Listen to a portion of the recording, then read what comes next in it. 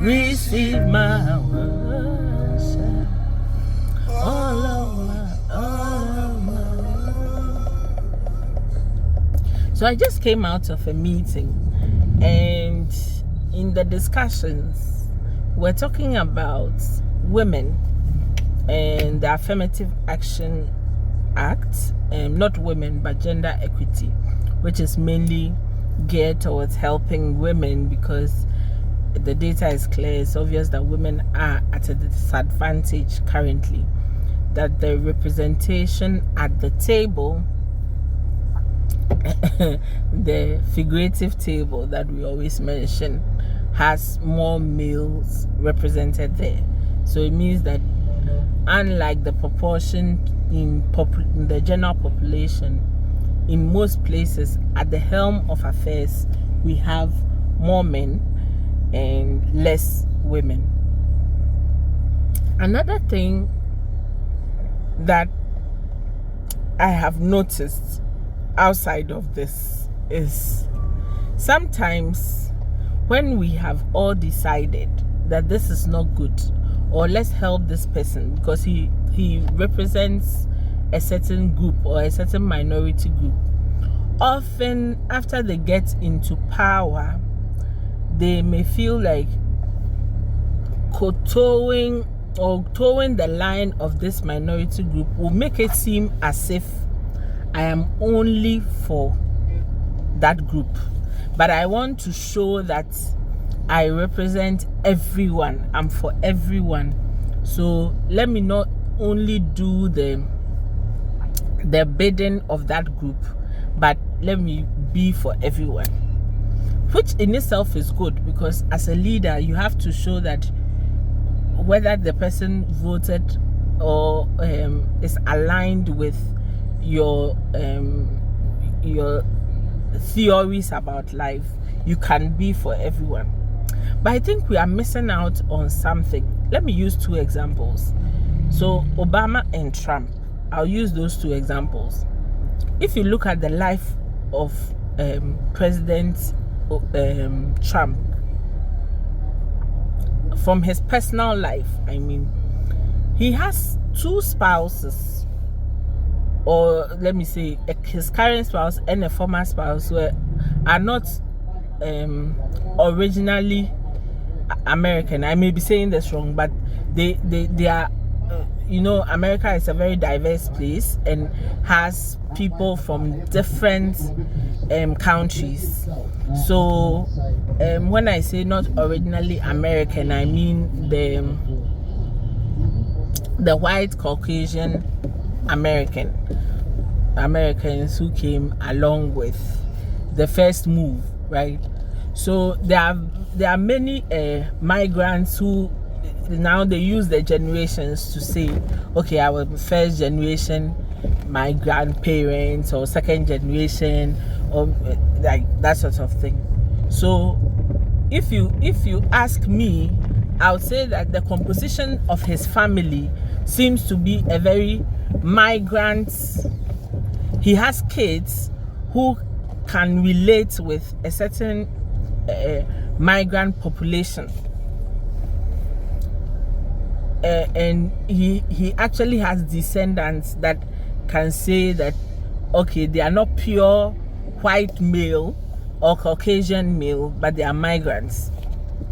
But if you look at his policy, it seems that migration, interestingly, rather, migration is at the top of his list, and that's what made him popular for this election.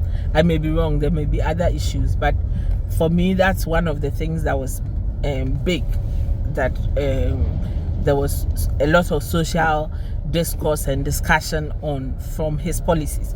And immediately he came, for example, even on Valentine's Day, they posted that if you are here illegally, you will be deported. Of course, there are so many illegal things that go on in US. He could have chosen drug abuse, he could have chosen so many topics, but he decided to focus on migration because that's what he promised the people of America during his campaign. So what I'm saying is that for someone whose kids are have mothers who are not the typical white, like British descendant white, or Europe. They are Europeans, but like, you get what I mean, the typical American with even their accent. Like, his wife has a thick accent that is clear. It's not the typical American accent. But you would think that he would resonate more with the lives of migrants, that he would resonate more with the issues of migrant families, of minorities. But rather, his policies are the opposite. And then even that's an extreme. But even when it's not extreme, but like someone like Obama, for example, former President Obama, he is black, and his wife is black, like the typical example of black excellence, right? That's the Obama family. However, when they came, one policy that I remember them well for was their love is love, like gender agenda. But one would have thought that they would focus on another aspect of social justice, which is the human rights movement, which in a way came out of the black fight for freedom and kind of thing. But it's my observation, I may be wrong, but it's my observation that because he's typically black, he doesn't want it to seem like, oh, the black president came and did black things. So in order to not seem to be contouring the line of the majority group which he represents, which was a big part of all the support that was coming in from all of Africa, all across the world, that for once we have a black president, we didn't see black focused policies. And some may say, I don't know because I haven't verified, but some trusted sources would say that rather he tended to have policies that are like a bit harsher on. You may not necessarily say you are targeting these people, but because they tend to do that thing, by targeting that crime, you get them, right? So for Trump, he will be clear and say, oh, the Mexicans, but not everyone will be clear and say that, okay, there is the Mexicans, or mention the name. But by targeting a certain crime and focusing on that, the executive has a way of making sure a certain group of people are dealt with, right? So bringing this home to Ghana, we've had our first female vice president, and just before the last government went out of power, in their last year of government, the Affirmative Action Bill was passed. This Affirmative Action Bill Act it's really crucial. Like, right off the bat, we can see so many things that can be improved, but at least to have it imprinted in the law, it really forms a firm foundation for where we are going as Ghanaians, especially now that we have an American president who is going hard against the diversity, equality, and inclusion movement in America. For them, even they are more far advanced in that diversity and equality and inclusion thing, so they can feel like, okay, they are doing too much of it. For us, we have just now been able to pass it into a law, so we are not there yet, and it will be very wrong to compare those two economies. But now that we have a female vice president, for some reason, I was just in a discussion, we were mentioning, should we let her champion that cause? And the general consensus around the table was, no, let's not make it seem as if because she's a woman, we've given it to her. Let's establish it well. Let's establish it well in its own right so that it will have the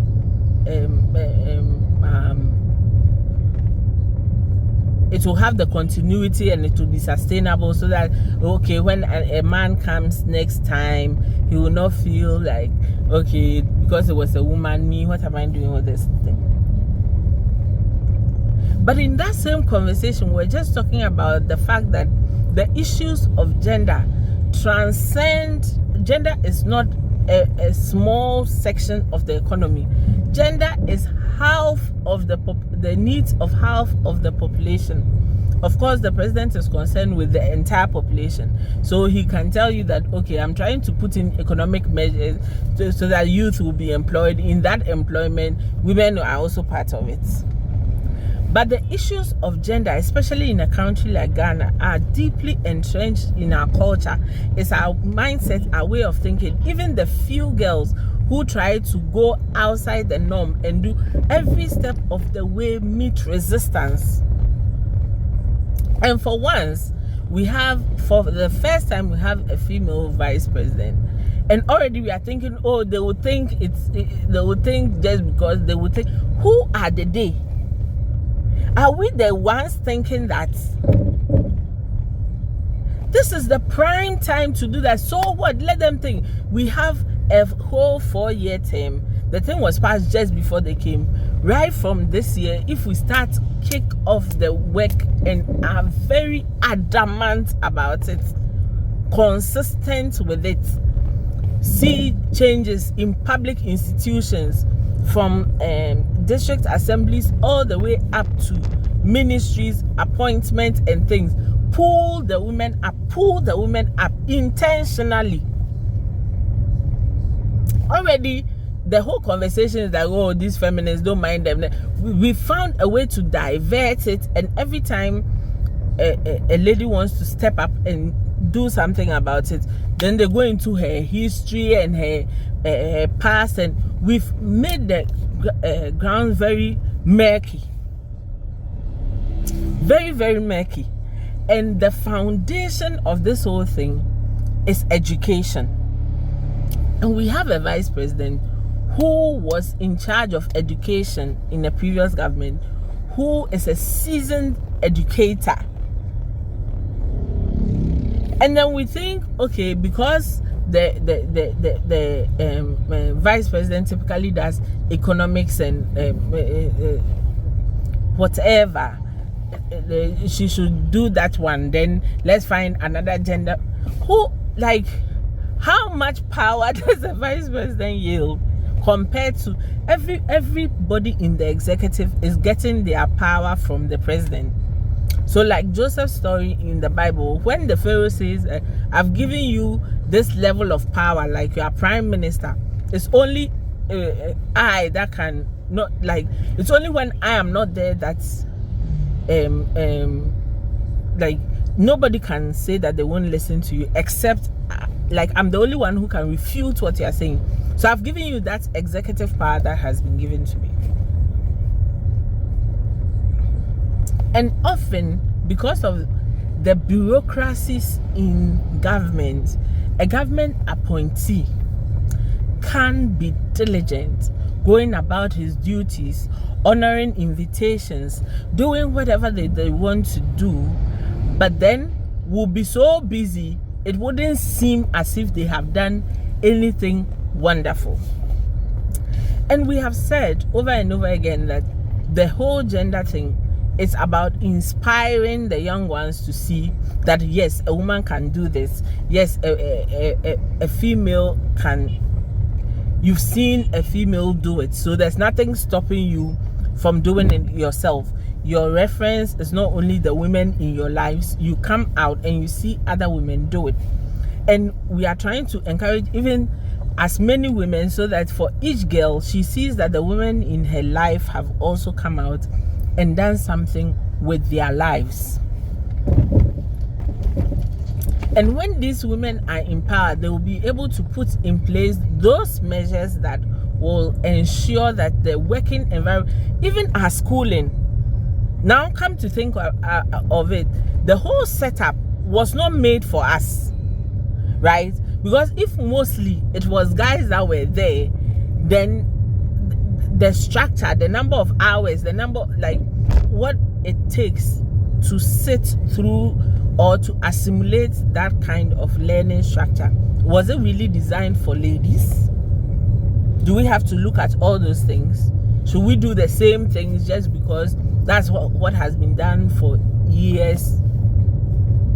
There's so much positive change that this one woman, by virtue of her position, can effect, and has to do it purposefully. The whatever we want to achieve as a country, it has to be done purposefully. Like we cannot do business as usual, because business as usual is that there are so many ministers, there are so many portfolios, and each person hopefully is given enough budget and whatever. And just before I left the conversation, the last question that I overheard was that, can we bring gender onto cabinet? We wouldn't be having to ask this question if the vice president, the first female vice president that we have, is championing this thing. We wouldn't have to ask this question about gender on cabinet, because the person there already represents the gender agenda.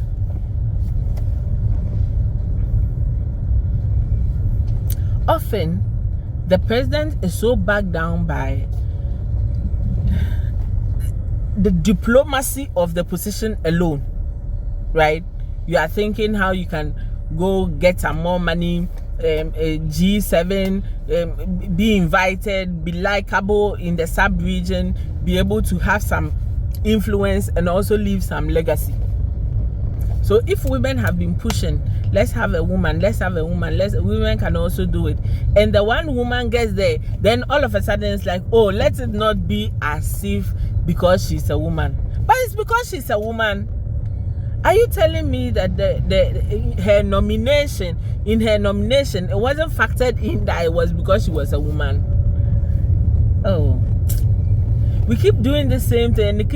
If you are doing something, you see, that's why people love Trump, and I don't blame them for it. This whole politically correct, we are getting tired of it. There is a need, there is a pressing need. When it comes to election, you cannot force anybody to elect you. You cannot force anybody to elect you. So all this gender thing is because by power of executive, when they have signed all these SDGs and Paris agreements and all these things, the presidents feel compelled to show that their government has good representation, and all the it's tied into getting funds, tied into the UN system, and all these checks and balances are there and put in place, and it influences. If there were no incentives and if there were no sanctions, trust you me, we'll still be doing the same old thing, because someone would think, okay, if it's not broken, why change it? And it's not to say that our boys or our men are not competent enough to do it. We are saying that so many people have not been given the chance even to sit at the table right from the onset. So right now, in this period, intentionally invite some people to the table. Do it with intentionality. Intentionally invite other people to the table. And once you have chosen that you are a president that is going to select a vice who is a woman, and you've gotten the backing of the women to vote, like anyone who wanted to show that, okay, I approve of this woman, did that through voting for you.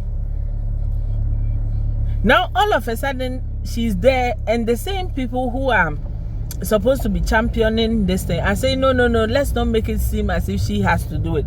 Who has to do it then? Who has to do it?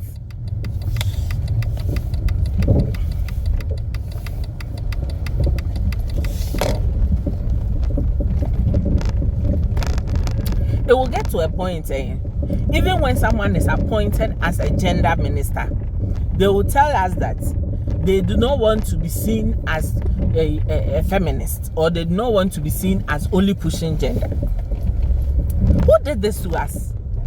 That when there's research and data to back that there's a need for focus on a certain area, we are losing economic money, we are losing funds by only using the type of one brute force type of intelligence. We are missing out on the intelligence that comes from having more women in the space. It makes things better, it makes things flow, the guys behave better. Everybody, the society is made up of men and women. So wherever we are creating a micro or a mini society to stay, both men and women should be in there, not doing the same thing but complementing each other and bringing out the best of both worlds.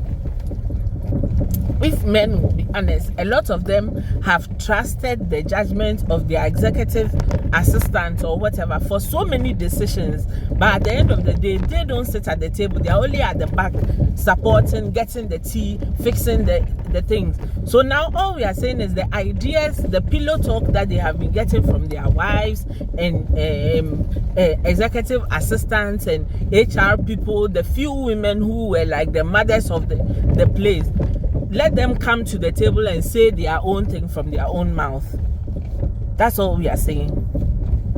Because trust you me, we haven't come to this level of development as a human force without the input from both genders.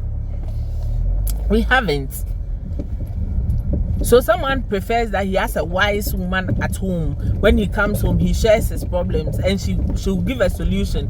He'll think about it, sift through it, pick one and go and give that at the boardroom. They'll clap for him.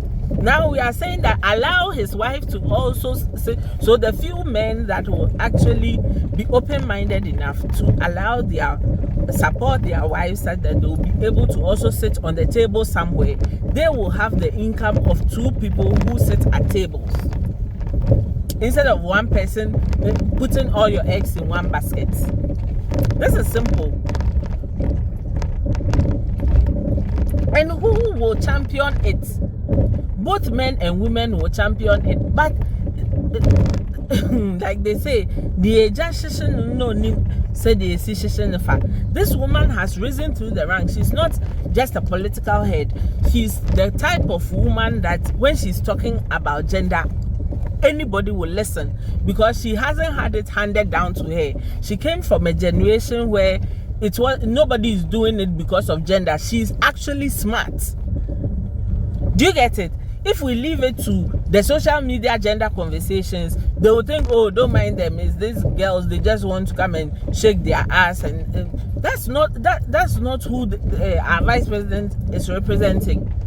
So if you put her on these committees, if you get a sanction from the office of the vice president, won't you sit up?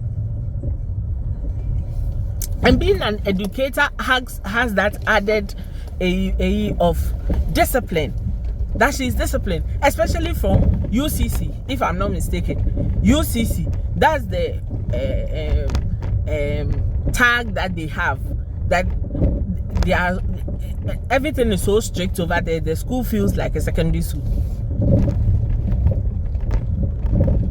So if you have such a personality and there's an agenda to be met, and she fits into the category of women that can speak to both men and women, and they will listen.